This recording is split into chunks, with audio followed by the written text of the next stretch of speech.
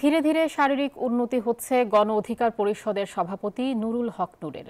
Dhaka medical college হাসপাতালের পরিচালক এমন তথ্য সাংবাদিকদের জানিয়ে বলেন, খুব দ্রুতই তাকে আইসিইউ থেকে সাধারণ বেডে নেওয়া হবে। এ সময় নুরুর পরিবার ও দলের পক্ষ থেকে হামলাকারীদের গ্রেপ্তারের দাবি জানানো হয়। বিস্তারিত প্রতিবেদনে। ঢাকা মেডিকেলের আইসিইউ থেকে সাধারণ বেডে নেওয়া হয়েছে গণ অধিকার পরিষদ সভাপতি ও ডাকসুর সাবেক ভিপি নুরুল হক নূরকে। ধীরে ধীরে উন্নতি হচ্ছে শারীরিক অবস্থার। স্বজন ও চিকিৎসকের সাথে কথা বলতেও বুঝতে পারছেন তিনি। নাক ও চোয়ালের হাড় ভাঙা, মস্তিষ্কে রক্তক্ষরণ সহ 4টি গুরুতর সমস্যা নিয়ে হাসপাতালে ভর্তি হয়েছিলেন নুরুল হক নূর।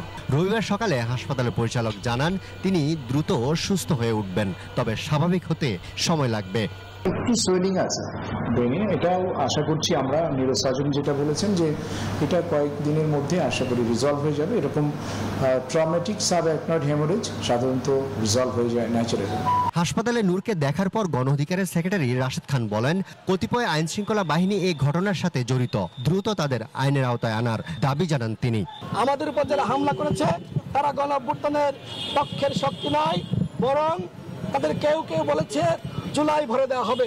সুতরাং সেনাবাহিনীর মধ্যে যে সকল আওয়ামী দর্শকরা রয়েছে তাদেরকে চিহ্নিত করে তাদের আইনের আওতায় আনা, শাস্তি প্রদান করা সেনা প্রধানের দায়িত্ব। এদিকে নূরের স্ত্রী মারিয়া দেশবাসীকে নূরের সুস্থতার জন্য দোয়া চান। তার দলের পক্ষ থেকে হামলাকারীদের শাস্তি দাবি করেন তিনি।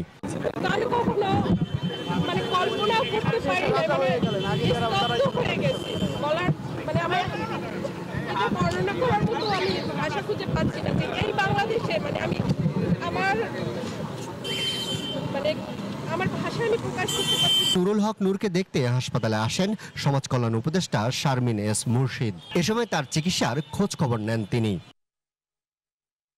আরিফুল ইসলাম, নিউজ 24, ঢাকা।